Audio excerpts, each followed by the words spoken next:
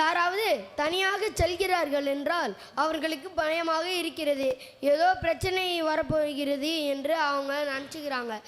அப்போது அவங்களுக்கு பயமாக இருக்குதுன்னா இப்போ நம்மளோட அலைபேசி எடுத்து காவலன் செயலி, அதை நம்ம தமிழில் காவலன் செயலின்னு சொல்கிறோம், ஆனால் ஆங்கிலத்தில் காவலன் ஆப் அப்படின்னு சொல்லுவாங்க.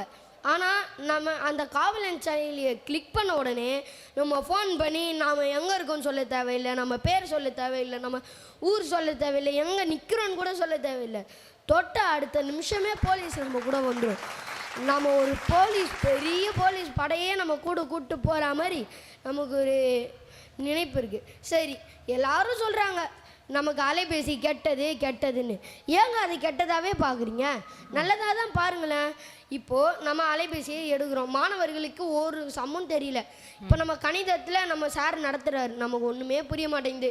அப்போ நம்ம அலைபேசி இருந்தால் அதில் நம்ம சார் என்னென்ன நடத்தினாரு, என்னென்ன பண்ணுறாரு அப்படிங்கிறத நம்மளோட புத்தகத்தை பார்த்து போட்டு நம்ம தெரிஞ்சுக்கலாமே.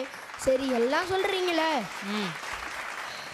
ஃப்ரீ ஃபயர் விளையாடுறான், அது விளையாடுறான், இது விளையாடுறான், அப்போ ஏன் கெட்டதாகவே பார்க்குறீங்க? நல்லதாக பார்த்து நல்லதாக பாருங்க. ஆமாம், நல்லதாக பாருங்களாம்ப்பா.